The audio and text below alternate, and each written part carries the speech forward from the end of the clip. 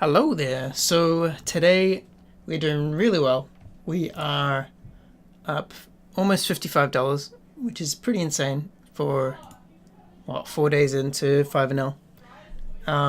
Yeah, we don't need that much more to start taking shots at 200 an L, and I'm hoping that it'll continue, and hopefully we can start by the end of the week or something, which would be sick. I expect it to take a lot longer. Maybe I kind of budgeted maybe two to 3 weeks to get to 10 an L. But yeah, it seems like 5 an L is actually very similar to 2 an L, but the swings are bigger. So I can see why we learned 2 an L first, because it's sort of like if you lose in 5 an L, you just lose so much more than you would in 2 an L, basically. But yeah, let's play some hands, see how we go. I've also been thinking about easier ways to practice hand reading. And I've sort of come up with this, I've come up with a framework that I think works pretty well. And so pretty much all it is you can remember 3 letters, IRP, and that stands for Intel, or information, ranges, and planning. And so every hand we want to be doing those 3 things. So, for example, we get the intel from this player. We know that we don't have much. It's not a recreational. I'm going to bet half pot. His range, when he bets that, is we're looking at 5, 6, 7, 8, 9s. Pretty much only is what he's ripping, or spades. And I can quite comfortably fold here with that range. We'll just take a better spot somewhere else. This player is fish. We can call here for sure. We've got backdoor outs, and he can be calling here with a flush. Because he's calling here with a flush or an ace or a jack, we can actually be quite big, maybe like 31, to get him to come along. But he was just trolling us. But yeah, so the ranges are sort of like, we think about not only our opponent's range, but what range they think we have as well. Because in 5 and 0, I think people are ranging us a bit more often, especially the regulars. So it means we can do a little bit more tricky plays against people that we tag as aware of ranges. So we don't do it straight away. We just see if they are aware, and then tag them when we can see that they are thinking about that sort of stuff. So here we've got a fish. We can be quite small, and if he doesn't hit at all, he'll just fold. And we also have some backdoor equity here. And we cannot call that for sure. But yeah, so every street we want to be thinking, who's our player, what's their range, what's our range, and then every street we go down, we sort of just narrow it until the river, where instead of thinking about ranges, we're thinking more about cards. So what specific hands do they have? Here we've got a lot of backdoors against a rig who might re-raise us here, because a lot of these kind of players like to re-raise here. But we don't really have enough equity to call, and I'm fine with giving away a few pots, because it means that when they do this, I think they actually lose out in the long run when we do hit. Because I'm only betting quite a small amount, so I'm fine with folding there. Raising the aces up a bit bigger with 2 limpers.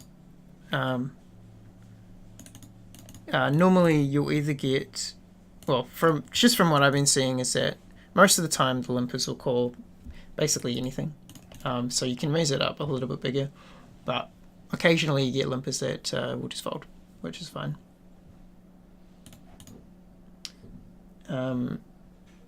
Okay, so we can call this for sure. So here's kind of dangerous for us, because he's got a lot of better jacks, and a lot of better aces. And same with this guy calling. It's pretty dangerous. I'm just going to call just so we hit they shut down, or we hit a 2 pair.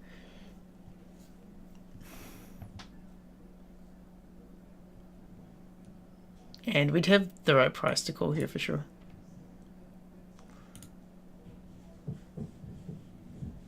If this guy's got ace king, he's going to bet you really big here. Checks, checks. Oh, cool. So we do have the best hand. Awesome. Yeah, this guy's range was mainly, well, I put him more on pocket pairs, but he had the 9. It's interesting that he would call down that far.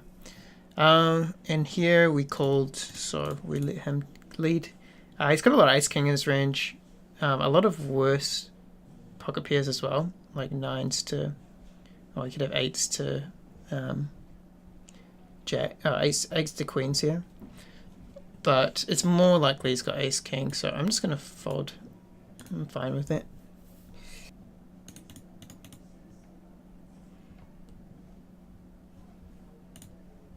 This is a pretty interesting spot. We're definitely calling here.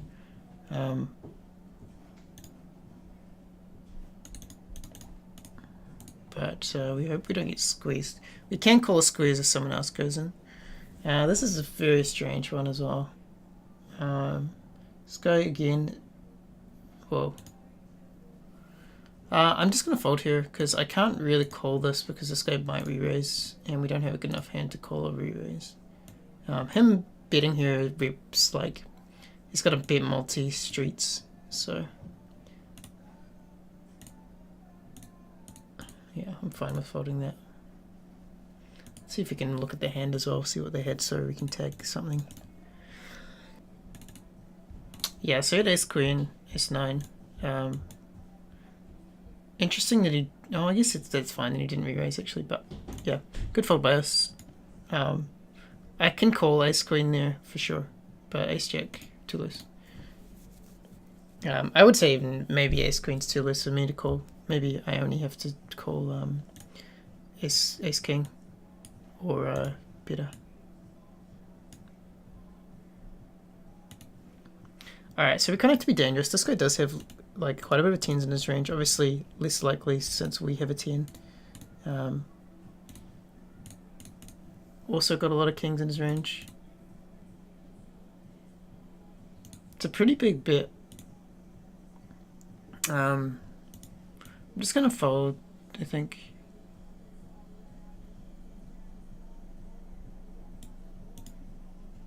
I think he bets with a lot of kings with the 10 on board anyway. Like king queens, king jacks. I mean, and he's c-betting from under the gun. I'm just gonna fold. We don't have enough backdoors to call here.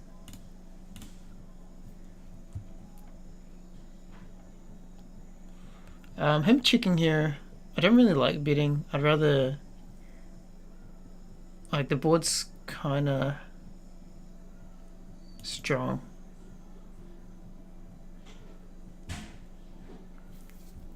Yeah, I'm just gonna fold this one. I'm not liking it.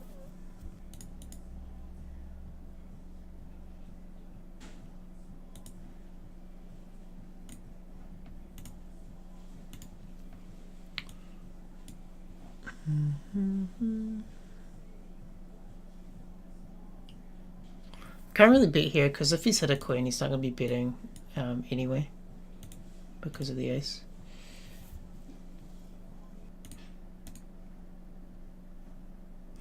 Alright, so this is a pretty sweet board. Let's hope he's hit an ace. Whoa.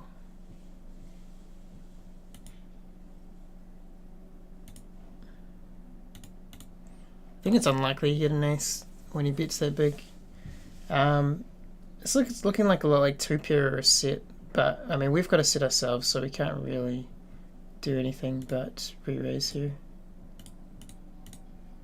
Let's go. Yeah, it's really looking like a set. I mean, but meh, let's do it. Ace king, dead. Okay. We're gonna actually call here as well. We've got a pretty good odds to call with our 7-6.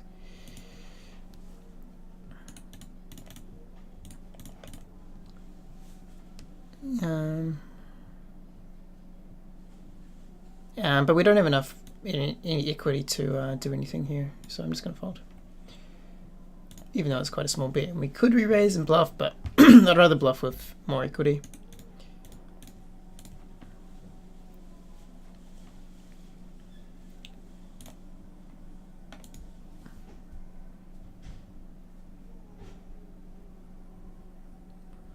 Alright, so we had a king here.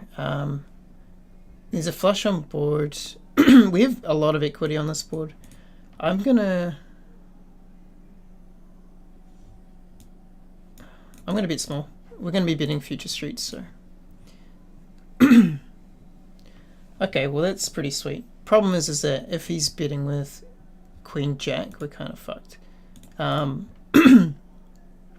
also, if he's got a king, we're gonna have to keep betting quite small, and he's gonna re-raise us anyway if he's got better. So.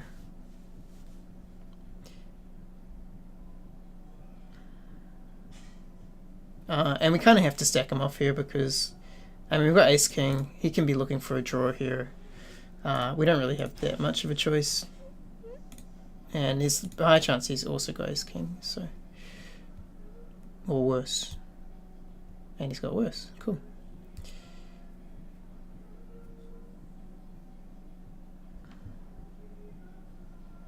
I mean, he could also have an ace there and stack off with worse.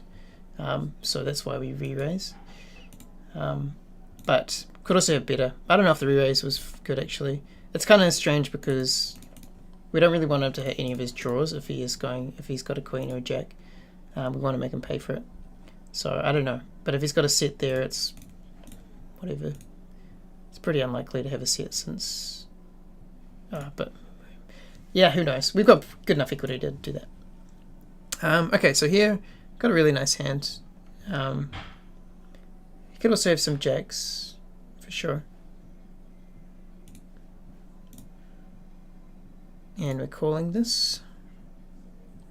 Alright, that makes it way better. Let's hope he fires more streets. Unlikely, but he could have jack ace.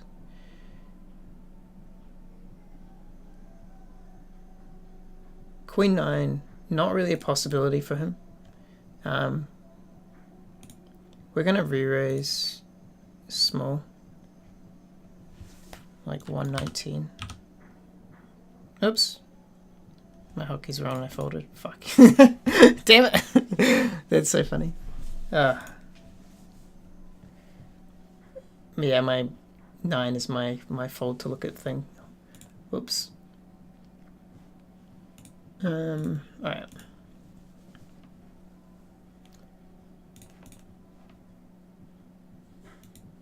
Alright, so we can give equal down here. We lost our spade draw. That's fine. He's got a lot of 2 pairs and better aces, so just gonna check. He's also got some kings. We can definitely call this.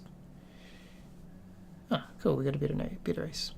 Anyway, that's probably enough for now. Thanks so much for watching, guys.